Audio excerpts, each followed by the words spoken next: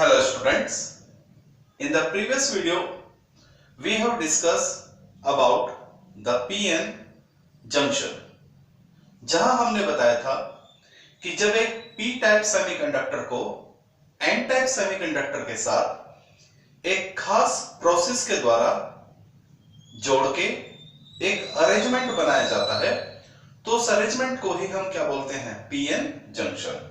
और उस अरेंजमेंट में P और N के बीच की जो बाउंड्री होती है उसको हम बोलते हैं जंक्शन। और फिर हमने बताया था कि जब हम एक PN जंक्शन बनाते हैं तो उससे रिलेटेड दो बहुत ही ज्यादा इंपॉर्टेंट टर्म होती हैं, एक डिप्लीशन रीजन और एक पोटेंशियल बैरियर। तो प्यारे बच्चों, इस वीडियो में हम इन दोनों टर्म को ही सीखने जा रहे हैं कि क्या होती है डिप्लीशन रीजन और पोटेंशियल बैरियर।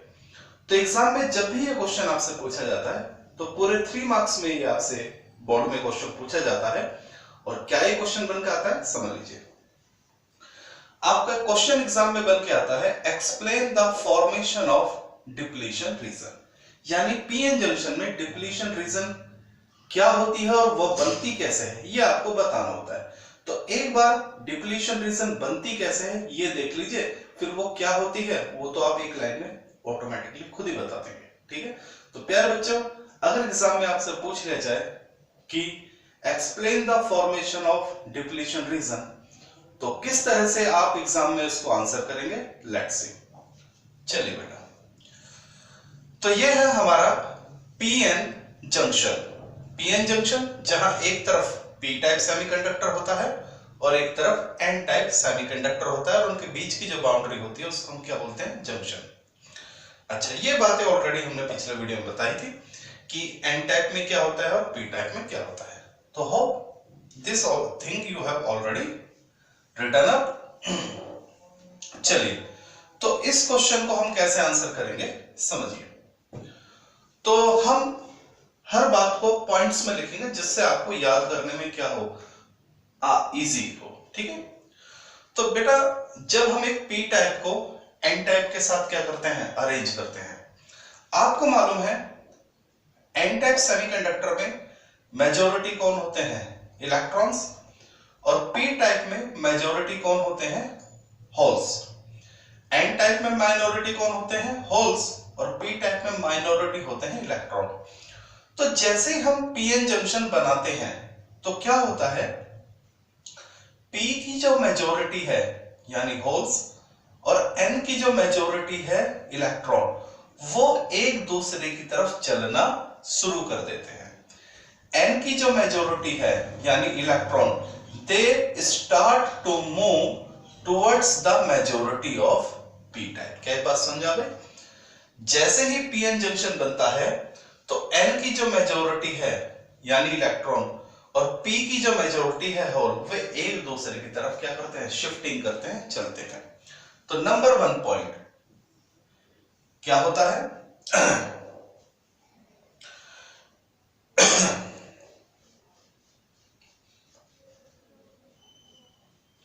देखिए फर्स्ट पॉइंट समझ लीजिए, द मेजॉरिटी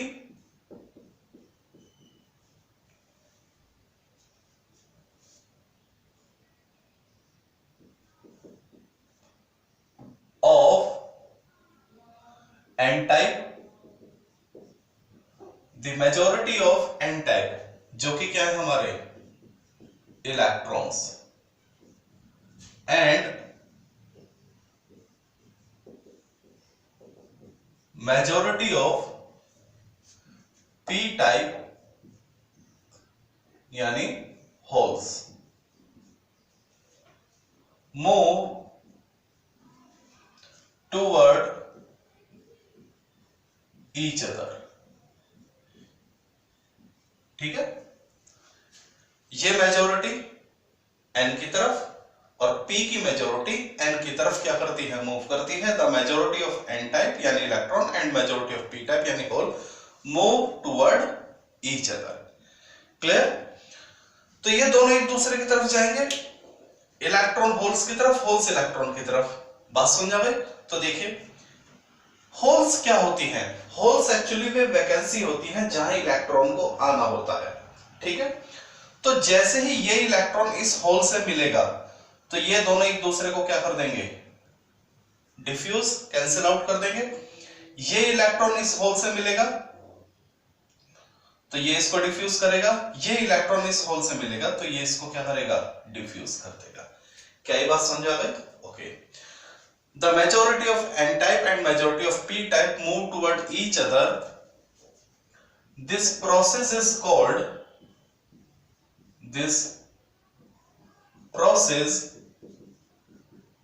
कॉल्ड डिफ्यूजन। इस प्रोसेस को हम क्या बोलते हैं? डिफ्यूजन बोलते हैं। क्या ये बात समझ आ गई? ओके, आगे बढ़ते हैं। Number 2 point. First point clear हो गया प्यारे बच्चों?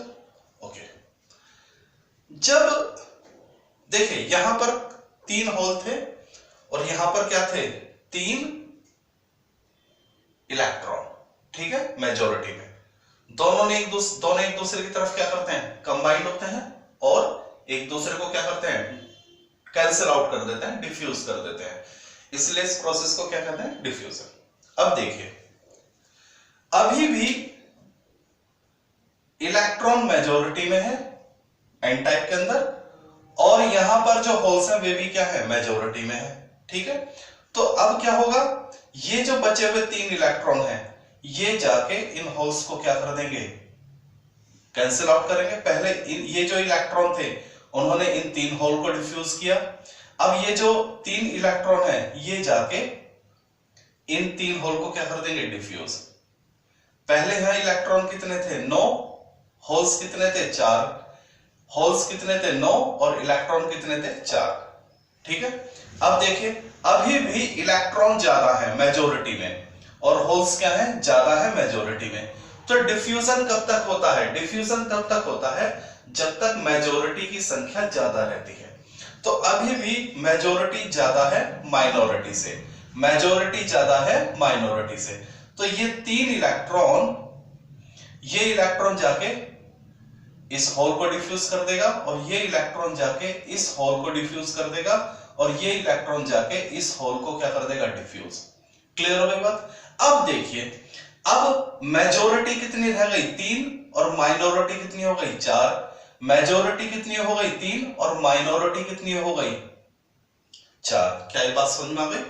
तो देखिए, डिफ्यूजन कब तक चलता है? डिफ्यूजन तब तक चलता है जब तक मेजॉरिटी की संख्या माइनॉरिटी से कम ना हो जाए। क्या ये बात समझ में आ गई? तो देखिए, this process of diffusion will continue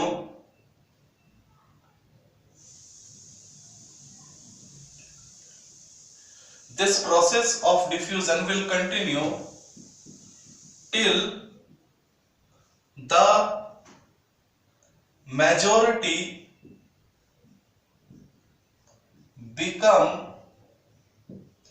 less than minority. समझ लीजिए प्यारे बच्चों, डिफ्यूजन का प्रोसेस तब तक चलता है जब तक मेजॉरिटी की संख्या माइनॉरिटी से कम ना हो जाए। क्लियर हो गई बात? अब देखिए, डिफ्यूजन हो रहा था, यहां से इलेक्ट्रॉन जा रहे थे होल्स के पास और उनको डिफ्यूज कर रहे थे। अब एक कंडीशन ऐसी आ गई कि जो इलेक्ट्रॉन है वो कम हो गए और होल्स क्या हो गए? ज्यादा। और होल्स क्या हो गए? पी में कम और इलेक्ट्रॉन क्या हो गए? ज्यादा। तो एन में जरा ध्यान दीजिए, एन में हमने क्या बताया था? एन में जो इलेक्ट्रॉन है वो क्या थे? मेजॉरिटी कहलाते हैं। एन में, एन टाइप में इलेक्ट्रॉन क्या कहलाते हैं? मेजॉरिटी। और होल्स क्या कहलाते थे? माइनॉरिटी। क्या ये बात समझ में आ गई? पी में होल्स क्या कहलाते थे? मेजॉरिटी। और इलेक्ट्रॉन्स क्या कहलाते थे? माइनॉरिटी। अब देखिए, इलेक्ट्रॉन्स कौन है? मेजॉरिटी। क्या हो गए, कम, किससे, होल से यानी माइनॉरिटी से। तो डिफ्यूजन तब तक होता है n के इलेक्ट्रॉन और p के होल्स तब तक एक दूसरे को कैंसिल आउट करते हैं जब तक मेजॉरिटी माइनॉरिटी से कम ना हो जाए, जब तक मेजॉरिटी माइनॉरिटी से कम ना हो जाए। क्या ये बात समझ आ गई? ओके। अब क्या होगा, जैसे ही मेजॉरिटी माइनॉरिटी से क्या हो जाती है, कम हो जाती है, तो डिफ्यूजन क्या हो जाता है, रुक जाता है। ठीक है ना। As the majority become less than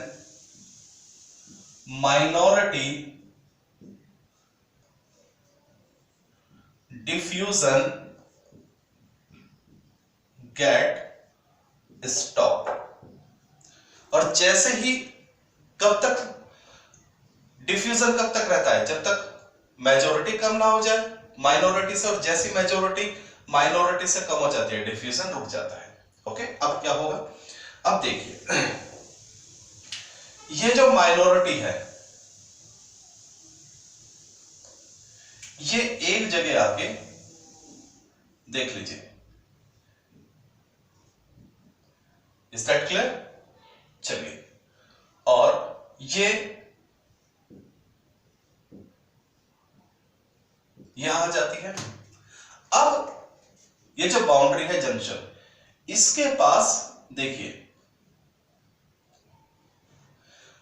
ये जो n की माइनॉरिटी है इन्होंने एक बाउंड्री बना ली, और p की जो माइनॉरिटी है ये भी क्या बना लेते हैं, एक बाउंड्री बना लेते हैं। n की माइनॉरिटी ने एक बाउंड्री बनाया, और p की जो माइनॉरिटी है इलेक्ट्रॉन, इन्होंने भी क्या बनाया, एक बाउंड्री। अब n की जो माइनॉरिटी है यानी होल्स, वे अब इस मेजॉरिटी को आगे जाने से रोकेंगे, और p की जो माइनॉरिटी है यानी इलेक्ट्रॉन, ये अब मेजॉरिटी को जाने से रोकते हैं, यानी डिफ्यूजन क्या हो जाता है, बंद हो जाता है। अब प्यारे बच्चों आप देखेंगे यहां ये हमें एक रीजन मिल जाता है, ये देखिए ये ठीक है। तो ये तो है जंक्शन, ये जो बाउंड्री है ये तो जंक्शन है, लेकिन ये थोड़ा सा हिस्सा किसका है, एन टाइप का, और ये थोड़ा सा हिस्सा क्या है, पी टाइप का। तो जंक्शन के पास, ठीक है, ये तो है जंक्शन, जंक्शन के पास थोड़ा सा हिस्सा पी का और थोड़ा सा हिस्सा एन का। हमें एक ऐसा रीजन मिलता है जहां पर ना तो कोई मेजॉरिटी होती है और ना ही कोई क्या होती है, माइनॉरिटी होती है। क्लियर होगा? तो ये जो रीजन है, ये वाला रीजन कहलाता है डिप्लीशन रीजन।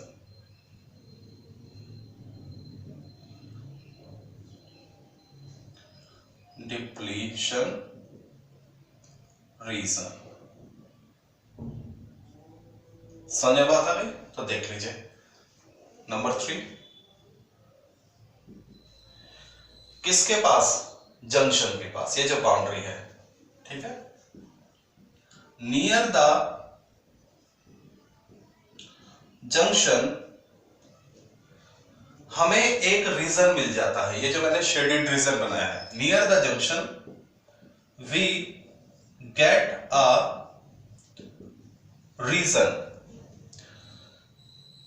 जंक्शन के पास हमें एक रीजन मिल जाता है, we get a region free from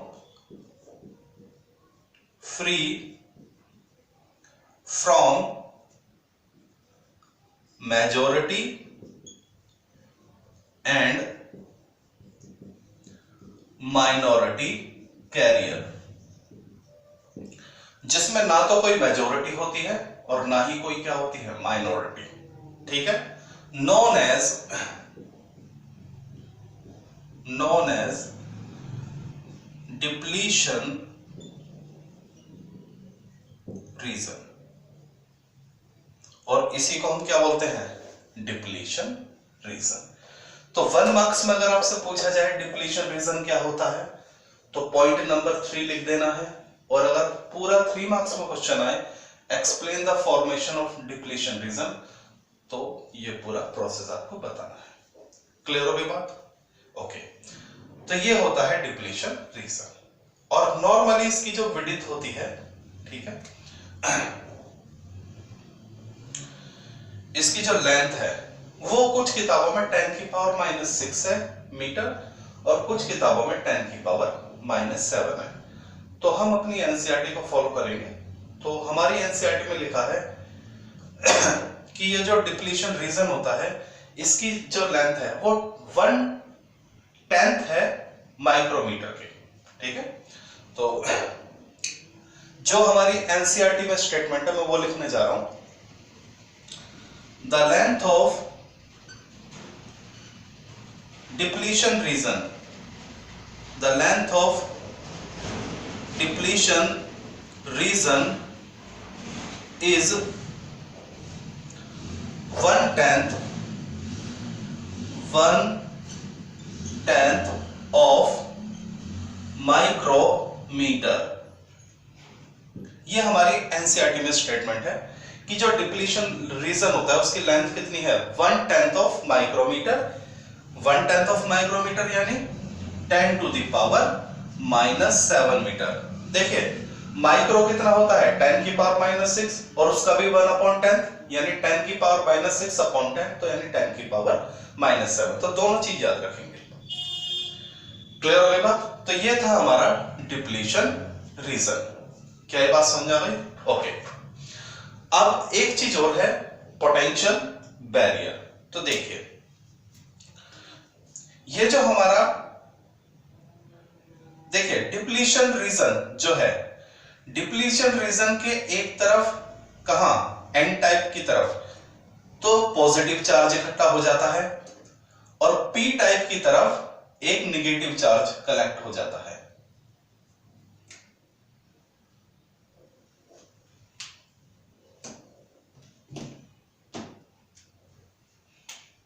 P type,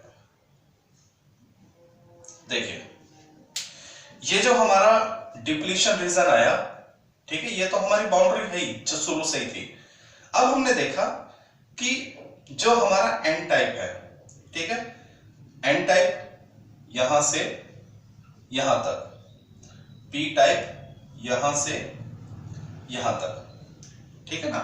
हमारा एन टाइप कहां से कहां तक था, यहां से यहां तक बाउंड्री तक हमारा एन टाइप था, पी टाइप यहां से बाउंड्री तक हमारा पी टाइप था। लेकिन डिफ्यूजन की वजह से जो हमारी बाउंड्री है उसके आसपास थोड़ा सा एन की तरफ और थोड़ा सा पी की तरफ हमें एक ऐसा रीजन मिल जाता है जहां ना कोई मेजॉरिटी होती है ना कोई माइनॉरिटी होती है। क्यों नहीं होती? क्योंकि उन्होंने एक दूसरे को डिफ्यूज कर दिया है, खत्म कर दिया है। ओके, तो जंक्शन के दोनों तरफ थोड़ा सा एन टाइप की तरफ, थोड़ा सा पी टाइप की तरफ, ठीक है ना, हमें एक रीजन मिल जाता है which is free from majority and minority, known as depletion region. क्या ये बात समझ आ गई? ओके, अब देखिए ये जो मेरी डिप्लीशन रीजन है, यहां कुछ खास बात है। डिप्लीशन रीजन कहां से स्टार्ट है, यहां से स्टार्ट और यहां तक, थोड़ा सा एन में है थोड़ा सा पी में है, दोनों तरफ होती है। तो डिप्लीशन रीजन में अगर हम देखते हैं तो एन की तरफ थोड़ा सा पॉजिटिव चार्ज होता है और पी की तरफ अगर हम देखें तो थोड़ा सा निगेटिव चार्ज हो जाता है, ठीक है ना। बाउंड्री,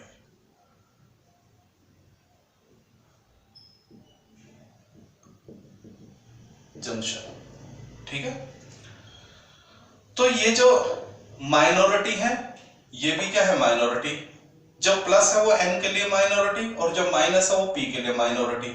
तो माइनॉरिटी की वजह से डिप्लीशन रीजन की जो बाउंड्री है वहां पर थोड़ा सा प्लस और थोड़ा सा माइनस चार्ज आ जाता है, ठीक है। और आपको मालूम है चार्ज की वजह से क्या आता है, इलेक्ट्रिक फील्ड। बात समझ आ गई? तो और इलेक्ट्रिक फील्ड की डायरेक्शन क्या होती है, हमेशा प्लस से माइनस की तरफ। तो यहां पर एक इलेक्ट्रिक फील्ड आ जाता है। बात समझ आ गई? यहां पर प्लस चार्ज इकट्ठा हो गया, यहां पर माइनस आ गया और इस प्लस और माइनस की वजह से एक इलेक्ट्रिक फील्ड आ जाता है। हमारे पास एक डिस्टेंस भी है, तो इलेक्ट्रिक फील्ड और डिस्टेंस तो क्या आ जाएगा, एक पोटेंशियल आ जाएगा और उसी को हम क्या बोलते हैं, पोटेंशियल बैरियर। तो जरा समझिएगा पॉइंट नंबर 5। देखिए, डिप्लीशन रीजन की बाउंड्री पर, at the boundary of depletion reason, ठीक है, जो मेरी डिप्लीशन रीजन है उसकी बाउंड्री पर कुछ चार्ज आ जाता है, किसकी वजह से, माइनॉरिटी की वजह से। At boundary of depletion region certain charge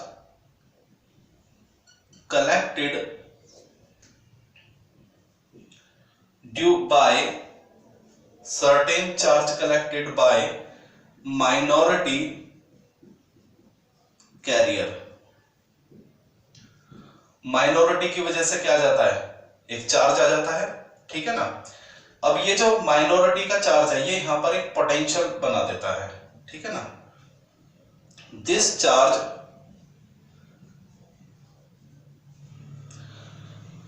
charge of minority create a potential। ये जो माइनॉरिटी का चार्ज है ये क्या बना देता है, एक पोटेंशियल, क्रिएट अ पोटेंशियल, कहां पर, डिप्लीशन रीजन की बाउंड्री पर। Create a potential at the boundary of depletion reason. और ये पोटेंशियल क्या करता है, ये जो माइनॉरिटी है इसका चार्ज और ये माइनॉरिटी इसका चार्ज, एक पोटेंशियल क्रिएट कर देता है। और ये पोटेंशियल क्या करता है, ये जो मेजॉरिटी है इनको चलने से रोकता है। This charge of minority create a potential at the boundary of depletion reason which block the motion of majority, hence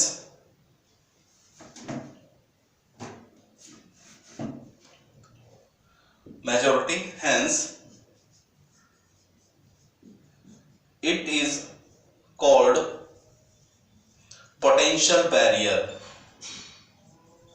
potential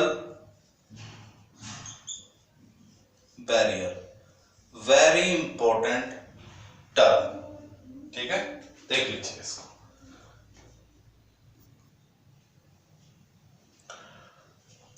तो प्यारे बच्चों, ये था फॉर्मेशन ऑफ डिप्लीशन रीजन। और हम इस क्वेश्चन को ऐसे भी कर सकते हैं, formation of depletion reason and potential barrier. ये पूरा आपका एक लॉन्ग क्वेश्चन तैयार कर दिया है या 3 मार्क्स में।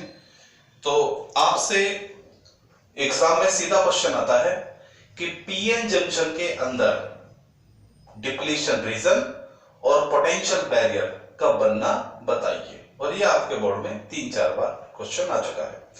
अदरवाइज 1 मार्क्स के बीच में क्वेश्चन आपके बन जाते हैं। शॉर्ट नोट्स में डिप्लीशन रीजन क्या होता है ये आपसे पूछ लेता है, तो इन दैट केस आप पॉइंट नंबर 3 लिख सकते हैं। और 1 मार्क्स में आपसे शॉर्ट नोट्स पूछ सकता है कि पोटेंशियल बैरियर क्या होता है, तो इन दैट केस आप पॉइंट नंबर 5 लिख सकते हैं। 1 मार्क्स में आपसे पूछ सकता है डिप्लीशन रीजन की वैल्यू, लेंथ क्या होती है। और सबसे ज्यादा इंपॉर्टेंट पोटेंशियल बैरियर की वैल्यू पूछ ली जाती है सिलिकॉन के लिए और जर्मेनियम के लिए। सिलिकॉन के लिए पोटेंशियल बैरियर की वैल्यू होती है 0.7 और जर्मेनियम के लिए पोटेंशियल बैरियर की वैल्यू होती है 0.3। यानी अगर हमने ये जो एन टाइप है और ये पी टाइप, क्योंकि आपको मालूम है एन टाइप और पी टाइप दोनों ही क्या होते हैं, एक्सट्रिंसिक सेमीकंडक्टर होते हैं। और एक्सट्रिंसिक सेमीकंडक्टर हमें कब मिलते हैं, जब हम इंप्योरिटी ऐड करते हैं प्योर सेमीकंडक्टर में। तो हमारा प्योर सेमीकंडक्टर सिलिकॉन भी हो सकता है और जर्मेनियम भी हो सकता है। तो अगर हमने अपना प्योर सेमीकंडक्टर सिलिकॉन लिया है, एन टाइप और पी टाइप ये मेरे कहां से मिले हैं, सिलिकॉन से मिले हैं। जब हमने इंप्योरिटी किस में डाली, सिलिकॉन में, तो उस केस में जो ये वोल्टेज बनेगा प्लस और माइनस, वो बनेगा 0.7, यहां पे प्लस का 0.7 और यहां माइनस का 0.7।